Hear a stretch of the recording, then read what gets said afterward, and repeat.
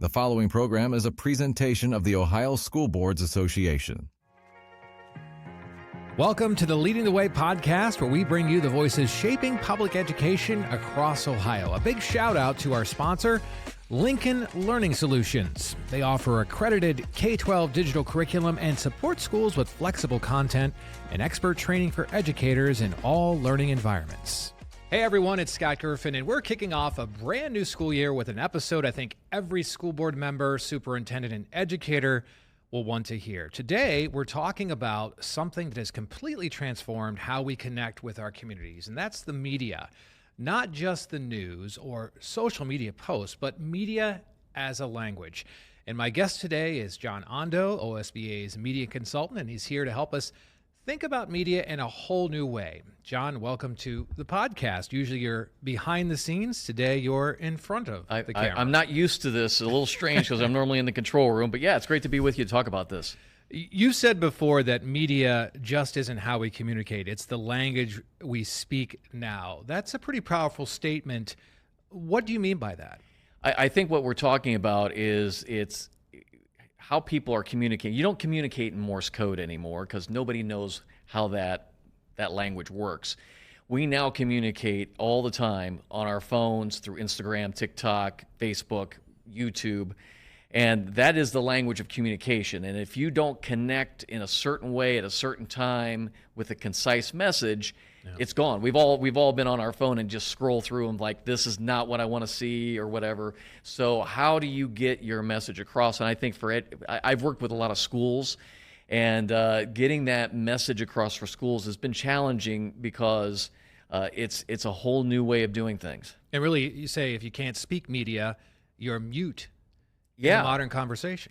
Yeah, when I'm talking about being mute, it's being able to quickly respond. I've talked to, you and I have worked with organizations that would take a week to decide what a tweet would be because they had to run it through a board practically. Right. That's too long. If there is something that happens in a school system today, you need to have an immediate release. If you're trying to get maybe a campaign going within your school system for a new building or tell people how the academics are improving, you can't wait weeks. It has to be up in 24, 48 hours maximum in this new era because people expect it now. So one of the things I often hear too about social media content, that it's just the young people who are on social media. That's not the case. I know that's not the case because my dad's on TikTok all the time. Absolutely, because I'm in the consulting role and I'm in some board meetings with people who have more gray hair than I do, and they're sitting there on their phones. They're checking feeds out. So we commonly always associate a stereotype of young people are into the tech. Not anymore. My generation and your generation, we built this stuff, and we're just as addicted to it as anyone else. We view it differently. Facebook is more for our generation. TikTok is more for my kids' generation. Yeah. But they're all viewing it all the time. So you've got two choices. You either continue to do things the way you've done, the Einstein thing of insanity. You just keep doing it the same way. Or we start adapting our communication and our language to media. Instagram, TikTok, Facebook, they all have different reasons. YouTube is for long form, Instagram, short form, quick videos. And this is where a lot of times I think school boards and teachers who maybe don't quite know how to navigate this, get the kids in there and say, what are you using? What are you watching? What's good? And how could our school better impact the message? Every school has a story.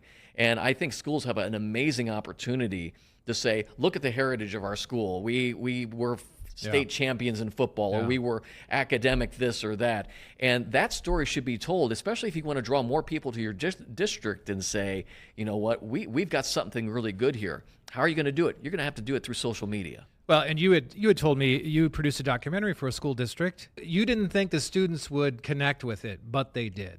This is one of my favorite stories. It was actually from my own high school, and I ended up doing 4 or 5 other documentaries since then. But they tore down the old classic building they had from the 1900s, built a new building, and I did a documentary on it. And a lot of people thought, well, the older folks who are going to miss the old building will really be into this. So they ended up doing a media test in the big cafeteria hall with the TVs, and they ran the documentary, and they said the entire cafeteria with all the students, high school students, went silent. They were watching it. They were engulfed in this because it was their story. It was a story about their legacy. So never underestimate the power that media has with the young people. Don't think, well, they're not going to be interested. This generation is craving connection, relationship, and legacy.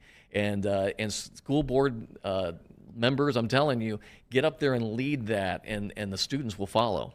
Let's shift to what's happening inside the classroom. You've worked with many school districts across Ohio. What's your assessment of how we're teaching media, not just as a technical skill, but as part of writing, arts, even athletics? It's, to quote somebody else, it's the best of times, it's the worst of times. There are some schools that are doing amazing jobs. I've consulted with Dublin City Schools, amazing news department they've got, as well as Gahanna City Schools. I've been a part of the student Emmy process, and they're always there. And then a little later today, we're going to talk with Josh at DACC.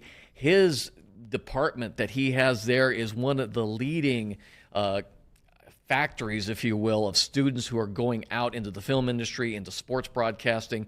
And so a lot of schools are doing that part of the job really well. The thing that I really think we have to think about is if you're going to open up an auto garage, you still have to know social media. You have to be able to advertise what you're doing on social media. If you're a baker, my wife does baking on the side. She has to put those pictures up on Instagram. So there is a language that we have to learn about marketing and communicating. The stories have to be concise. They have to be very, very relevant, and they have to be very real. We've talked about being transparent and being relevant because this generation expects things to be real. They don't, when they have to start fact checking things, they're just going to unfollow you. So when, obviously our districts across the state are very diverse. We have urban districts, we have rural districts, suburban districts, and budgeting and staffing. And what would you say to a district, a rural district, let's say, that doesn't have the staff? They might think, we can't do this. We don't have anybody to shoot the video, or we don't. What would you say to a school district? Everybody in this day and age now has one of these with a smartphone. I've shot cinema quality documentaries, and I've shot parts of them on my cell phone. You have a studio in your pocket, and there's no excuse, quite honestly, that a school cannot go out with cell phones and shoot stories. Whether you're doing sports, you want to talk about the kid who scored the touchdown that they never thought maybe was going to be able to play sports, or maybe the academic program, or how the band is doing something cool, or how the board leadership is looking at taking the school district into the next decade. You can do all that on a cell phone, and in many times edit it on the same phone or on a very simple computer. So the technology is no longer a hurdle. So you can just grab a cell phone and get the stories right now. And that's my title I give myself with Ondo Media, is I'm the chief storyteller. Every school has a story, every student has a story, every board member has a story, and those stories are really what needs to drive done through the media. Yeah. Let's bring it to the school board level. How should school boards be using social media, YouTube, these platforms to connect with their community and to keep people informed? I think the first thing the school board can do is, first of all, lead, in the sense of saying to the principals and to the district, media needs to be a priority. It's something we need to do. I think that helps tremendously. But school boards, everybody has something they're trying to say. I realize school boards do have some limitations legally of things they can and cannot do. But, one of the things we discuss is people always want to support a winner. It's very often, I've talked with some school boards, and they're like, well, we've got a big levy. It's going to be a big ask. We want to show the crumbling walls and the deteriorating and why we want to build a new school and bore people with a bunch of square footage. And that's not the story we want to tell. We want to tell the story of how your school is succeeding, and it's limited because we need more facilities. So when you show that you're a winner, that you have a great band and you need a better band room, you've got a great sports team and you want to improve your facilities, go at it from that perspective. And that's where I think boards can help lead that and say, listen, we want to tell the good things about our school district, which again attracts people to your school district. You want to support a winner. And again, People aren't going to go looking through your minutes on your board meeting on your website. They're going to look at your Instagram, Right. your TikTok, if you've got it, and say, oh, wow, these guys were number 5 in the state for academics or whatever the case may be. Right. OSBA itself, we have made a commitment to improve our media voice, and you've been a big help in that. Well, so have you. You've led a lot of that charge. Yeah, so that's why we're doing this podcast. Yeah. And we provide a lot of things now with our Legal Ledger sidebar, our OSBA forum, ways that we connect with our members through these resources. Can you tell us a little bit about the content and technology, how OSBA is now using this to help districts communicate more effectively? Yeah, and really this is a microcosm of what schools can do, because a podcast, an audio podcast, is very easy and fairly inexpensive to do, and it's a great resource that you can put out because people have time when they're driving a car to listen to a podcast. Sure. So again, what we're doing with OSBA is, we're doing these video podcasts. Some people want to see our faces. I don't know why. But other people want to listen to them in the car, and they can listen to it, and it gives us a resource. So the thing I'm excited about is we kind of came in. We've had this great studio here for some time. But we modernized it a little bit, updated some equipment, and we can do much more efficiently with the new digital technology that we have here. So it's exciting. We're talking about maybe more programs. We just did a live webinar just recently. We're looking at doing more to be interactive. So we realize that there's a place for magazines, there's a place for good old-fashioned mail. Right. But most people, when something happens at Broad and High, and they decide something at the state legislative level, again, we have to have a program up the next day to say funding just changed, this law was just changed. So we've set our facility up now to turn around quickly. So we've added new cameras, we've added some set improvements, and really excited about some of the things you're going to see here on OSBA, both see and hear. Well, coming up as promised, we're going to talk with Josh Gallagan. He is the digital design instructor at the Delaware Area Career Center. We're going to talk about his program, a nationally recognized program, so stick around.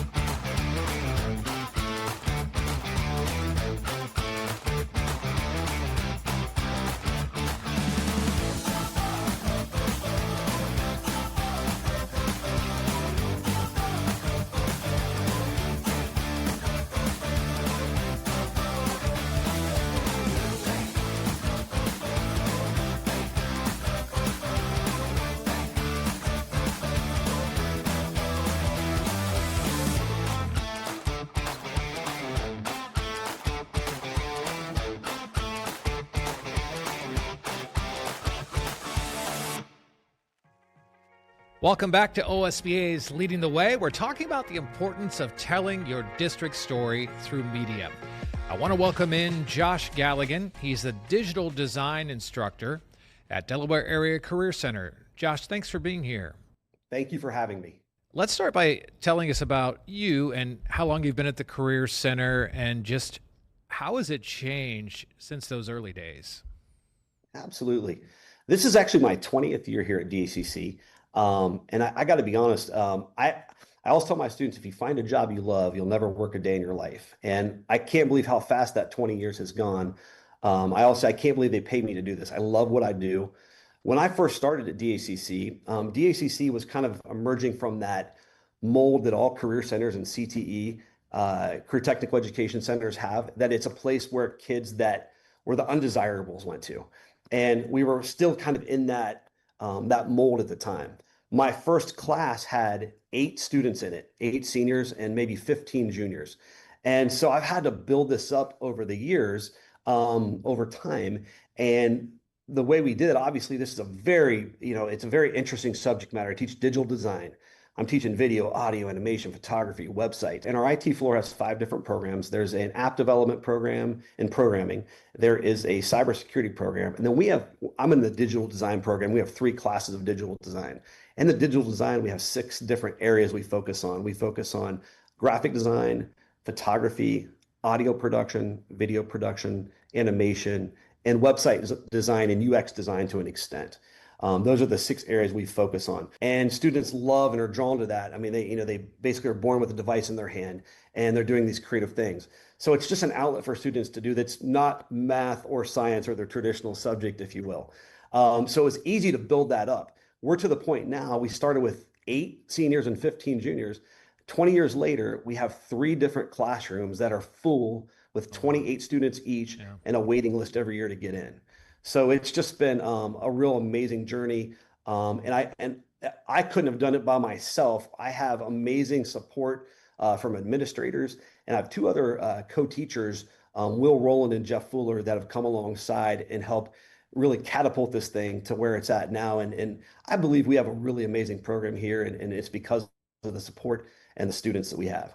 Yeah, and you talked about successes. Students have been in competition, right? And you've had some success at the national level.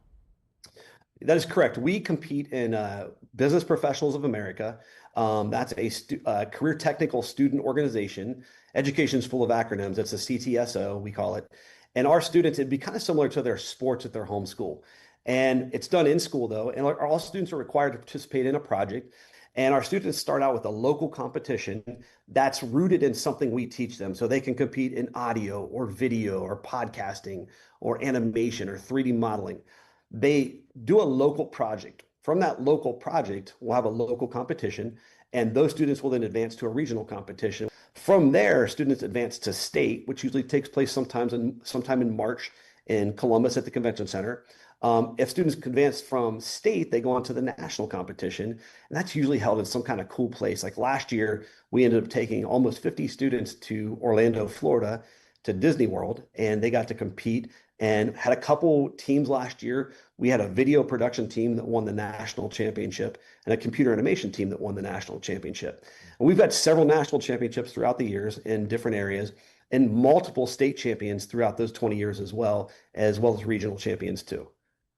So one of the themes of this episode is how school districts tell their story. From your perspective, how do your digital design students contribute to DACC's story?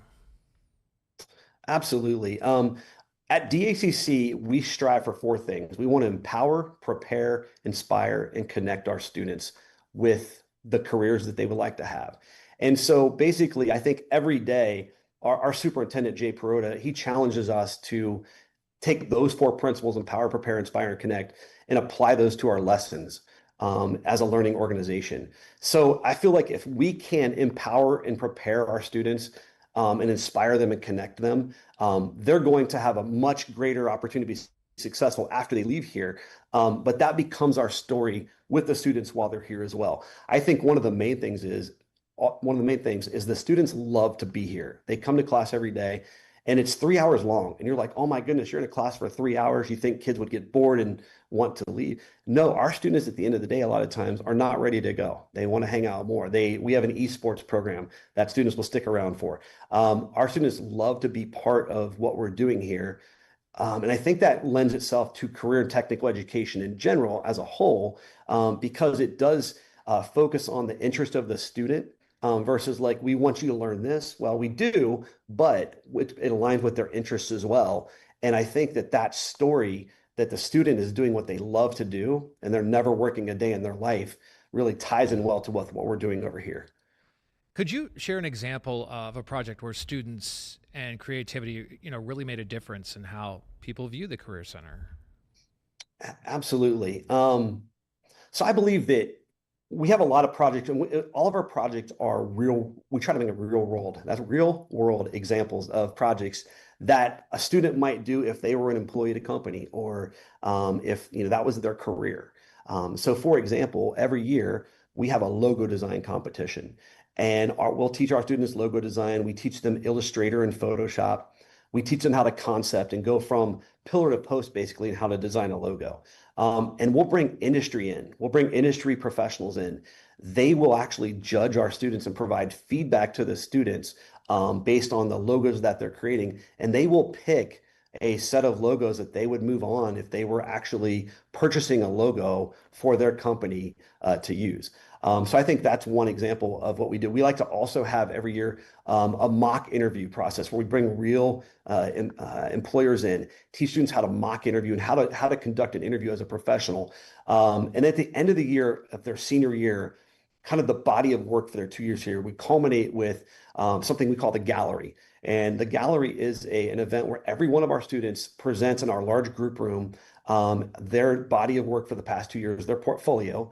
And we have industry professionals as well as educational leaders throughout the college and high school settings come in, they present to those individuals, and our students then get a real life opportunity to present their body of work to someone that they're going to present it to. Potentially, some of these people come in can employ our students too. We've had examples where these folks have come in and taken our students and employed them here locally based on what they saw at those gallery events.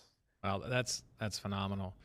I know we have a story coming up in our OSBA Journal magazine here this month in August, talking with Ohio High Point Career Center, and they were mentioning that some companies, they're not finding employees who have these creativity type skill sets. Are you seeing that too at your career center? Yeah, so we really focus on two different pieces. We obviously want our students to have technical skills. What we hear employers tell us often is that students don't have the soft skills, communication, negotiation, some of those things that you just maybe, because of lack of brain development of the age group, right, and lack of prefrontal cortex development, students aren't going to naturally have executive functioning skills. So we really try hard to implement those soft skills right in, like critical thinking, right in with the other skills, the technical skills that our students need and have to be successful in their careers. So not every student comes into this program knowing their path. How do you see students discover their own voices and passions while they're in digital design? Yeah, we really try to expose our students to a lot of different things in terms of the different career areas. We start at a foundational level and get them all to if you say level, there's 10 levels, we get them to a level 3 or 4 in every one of those areas so that they're competent. Then they kind of figure out in their junior year, I'm really good at doing this thing. And then their senior year, our projects are all based on, they can take the one that they love to do, and within our parameters of our projects, they can expand their knowledge base on that one that they really love based on some of the projects that we give them. So they have a lot of ownership in what they're learning and the areas of interest that they want to learn in their senior year. And we start everyone out so that at the foundational level, they're all getting those base skills that they need in terms of the technical skills. So Josh, real quick, tell me one of your success stories from DACC. So I love when I see a student, go on and really succeed and connect themselves to industry based on some of the connections they made here, being inspired here, and we've empowered them to do those things. One of those examples is Hannah, I'll just say Hannah. Hannah was a 2013 or 14 grad, and she just turned 30 here recently. And she was in our program as she came in here and she would say, I don't even know how to turn a computer on, Mr. G. And we got her to the point where she was really smart. She was very engaged, and she gave everything she had, right? By the time she left here, she'd been to 2 national competitions. She was a state champion. She went to the Modern College of Design and was the valedictorian at the Modern College of Design. Then she became one of the youngest, if not the youngest, creative director at the history of IBM, and she works for IBM Resource now as a creative director. And I, really feel like if she had not come through this pathway, she may not have found that passion, discovered her abilities and skills. Josh, before we let you go, one thing about this podcast, we're talking about the media being the language of today's culture. What are some of your thoughts on that? Absolutely. I mean, I always say this, that, the younger generation, they're born with an iPad in their hand. They really are. Communication, hyperconnectivity, collaboration. I always ask my students when we start recruiting them, I'll ask them to raise their hand. I'm like, how many of you have done audio, video, animation, photography? And all their hands go up. And it's because they have a device of some type. Right. So really what we're doing, the devices a lot of times, that allows them to explore those creative areas. But then what we hope to do is when we bring them in here, we expand that language that you talked about, and we provide them with a process to supplement their creativity, areas that they're in. So for example, if you use your phone to make a video, well, we're going to bring you in here. We're going to show you how to use this professional equipment, and we're going to give you a process. Our process, we call it the 4D process. It's discover, define, design, and deliver. It's something we've gathered from design professionals throughout our time here, and it helps our students kind of slow everything down and look at things in the different areas.